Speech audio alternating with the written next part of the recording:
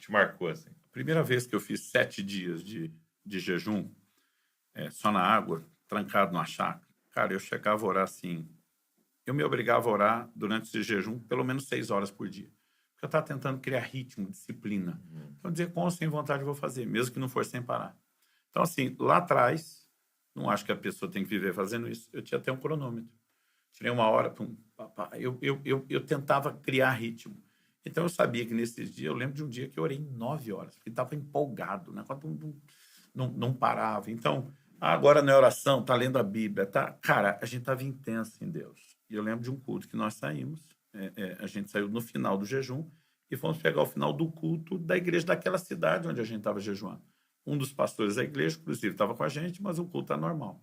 A gente decidiu chegar depois que começou, ia tentar sair antes de terminar, para não ficar preso, envolvido com muita gente, até por causa do propósito. Eu me lembro assim, a gente sentou no fundo, chegou, já tinha começado, não queria, ficamos tentando ficar bem discreto. Era conhecido da igreja, porque já tinha pregado lá algumas vezes.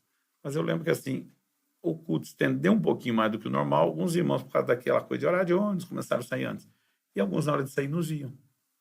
E por não ver, pô, você tá aqui, Luciano. Parava para dar a mão, cumprimentar, só isso. Cara, a gente não estava ministrando, não tinha nada emocional. Cara, a maioria dos que eu pegava na mão caía debaixo do poder de Deus, começou a ser curado. Cara, virou um tumulto. E eu achei que ia ser sempre assim, nunca teve outro jejum assim. Mas aquele negócio me deu uma pilha. Porque, assim, era aquele momento de dizer, cara, eu quero ver o sobrenatural. E, assim, a pessoa não falava qual era o problema, não pedia oração, eu pegava na mão, não era só descarga de poder, não era só... Ninguém estava esperando, não era aquele negócio, aí induziu, né? E, assim, tava indo meu embora, Deus, né? Sumiu isso, sumiu aquilo, pá. E eu fiquei muito impressionado, isso foi lá no começo. Só que, assim, todos os outros que eu fazia com os mesmos 7 dias, a experiência não era igual, mas comecei a ter diversas experiências. Mas deixa eu falar dessa reta agora, onde Deus começou a me chamar para os prolongados, e não acho que isso é para todo mundo. Sim. Vamos todo mundo começar devagar. Se Deus chamar. Então, vamos lá. Janeiro de 2022. Eu estava terminando de escrever esse livro, tinha mergulhado no assunto.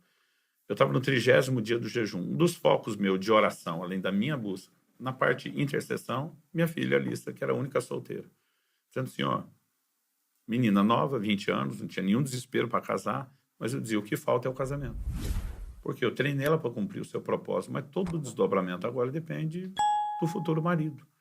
Esse cara pode botar uma tampa e limitá-la, pode ajudar a projetá-la. Tudo que eu fiz, se a coisa não acontecer direito, pode ser comprometido. Eu falei para Deus, como eu oro e creio uma vida inteira, eu tenho certeza, não tenho um pingo de dúvida que o Senhor vai guiá-la.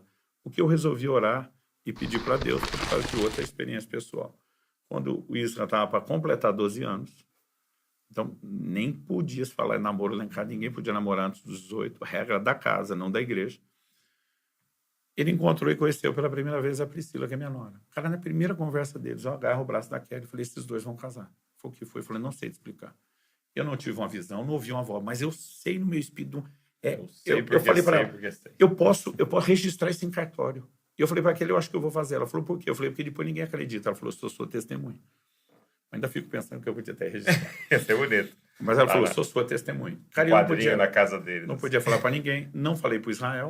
Atrapalhar o processo. Só contei depois, porque a escolha tinha que ser dele. Não falei nem para o meu pastor, porque era o pai da menina, né? Mas guardei. Como depois passaram mais 7 anos, os dois casaram, eu estou agora orando e falei, Deus, eu não te pedi. O Senhor me deu porque quis. Apesar que o Senhor não é obrigado a nada. Mas o Senhor abriu um precedente. Uma jurisprudência, pelo menos, para inspirar minha fé. E eu comecei a orar e dizer, eu quero saber quem é meu genro.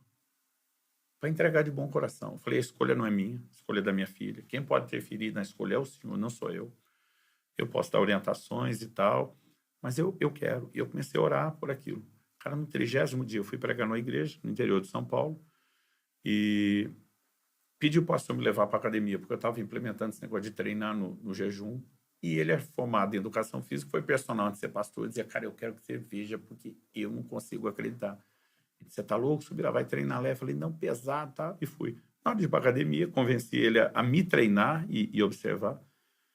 Ele falou, cara, meu filho tá de férias, estava estudando fora, fazendo teologia. Ele falou, pode ir conosco? Pode. O menino tá no treino discreto, nem vi. Mas teve uma hora que ele veio conversar comigo na academia para me dar um testemunho sobre o quanto o Israel, meu filho, era a inspiração dele, como eu era para o pai dele.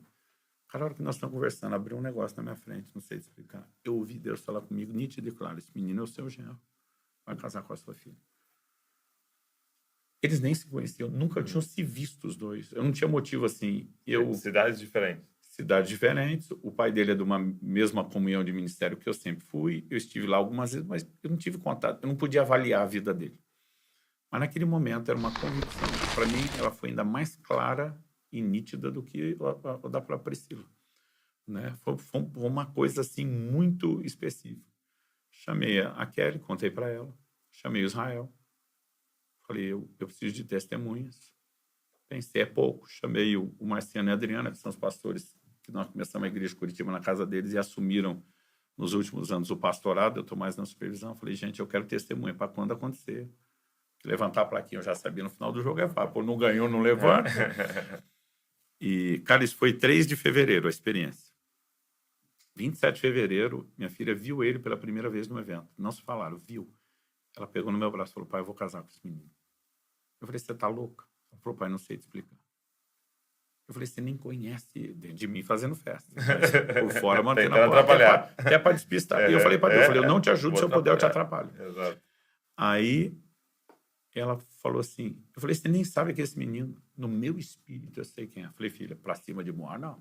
Esse negócio de espiritualizar. Não pega esse papinho aqui. Aí ela falou assim, o senhor é o último que pode falar contra isso. A mãe te viu pregar a primeira vez, disse que quer casar com você, eu não que deu.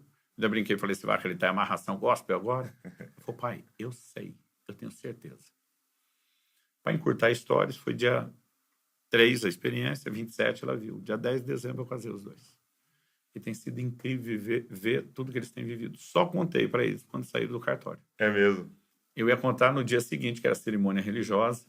Aí eles estavam falando de despressurizar, esse negócio do first sight, ver a noiva primeiro para despressurizar. Eu falei, vou despressurizar. Eu contei desse cara me olhando assim, chocado, sem acreditar. Então, assim, cara, cada jejum tem sido experiências completamente diferentes. Mas o que foi gostoso não era saber com quem minha filha ia casar para eu como pai ficar tranquilo.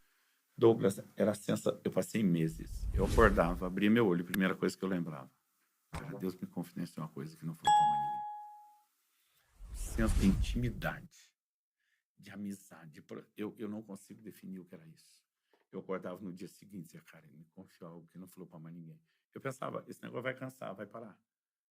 Cara, todo santo bendito dia até esse casamento. Eu pensei, depois do casamento passa. De vez em quando, até hoje eu acordo e falo, ele me contou algo que não falou para ninguém. Mas aquela sensação de gerar uma fé, de... Amizade. Conhecê-lo, buscá-lo. O entendimento da palavra. Tem sido coisa assim que eu fico olhando e falo, cara, eu estudo esse livro a vida inteira. As coisas estão fazendo sentido como nunca antes. Por quê? Não é porque você fez por merecer uma troca. Você está quebrando... Tá numa posição, né? Você está quebrando uma estrutura carnal que te atrapalha de entender e criando uma sensibilidade para aquilo que se percebe espiritualmente. Então, assim, é muita coisa boa. Eu gosto muito de um exemplo do Celebração da Disciplina, do Richard Foster, né? E ele fala assim... Cito no livro, é um clássico. Ele diz assim, mais ou menos assim, né? É como... Eu não tenho, por exemplo, se você estivesse aqui com frio, né? Você não tem o poder de se autoaquecer. Não pode, você não consegue. Se está com frio, você não tem como se autoaquecer. Mas você poderia andar até lá fora e se colocar no sol. Ele fala, isso é disciplinas espirituais. Então não tem mérito de você falar, eu me aqueci, o jejum, eu fiz. Não, mas é você andar até aquele, né? E ficar lá parado na frente dele que pode te aquecer. Então a glória é sempre dele, né? É ele fazendo, mas você só se colocou na posição, né? Exatamente. Então elas nos expõem, elas nos ajudam na inclinação da área correta. Então, por exemplo, a Bíblia diz, Deus habita no meio dos louvores. Enchei-vos do Espírito, como falando entre vós, salmos e hinos. Então não é porque eu cantei horas que eu mereço nada, mas é uma exposição. Eu fiquei horas no sol, não vou aquecer e bronzear. Eu estou me expondo à presença de Deus. Então, as disciplinas nunca têm a ver com mérito, mas com exposição, com se permitir ser influenciado. Então, assim, não é porque eu leio a Bíblia horas que eu sou melhor do que outro crente. Mas aquele tempo de exposição me melhora como crente. Então, assim, eu não sou melhor Porque não há mérito. Não sou Que é o melhor Senhor porque eu fazendo, tiro o né? tempo e aí Deus, nossa, eu tenho que abençoar. Nossa, ficou feio, né? Deus falando, nossa. Eu tenho que abençoar essa pessoa que fez isso. Mas, inevitavelmente, pelo tempo de exposição, ele começa a entrar no lugar onde as coisas vão acontecer como resultado da exposição, que é intencional. Então, assim, eu creio que as disciplinas espirituais estão entre as maiores chaves. Você pega 2000 anos de história da igreja e de evangelho. Santos homens e mulheres piedosos que marcaram geração, escreveram história, que eles tinham em comum disciplinas espirituais. Homens e mulheres tempo devocional com Deus, homens e mulheres que oravam, homens e mulheres que liam, estudavam, meditavam na palavra, que adoravam e que jejuavam.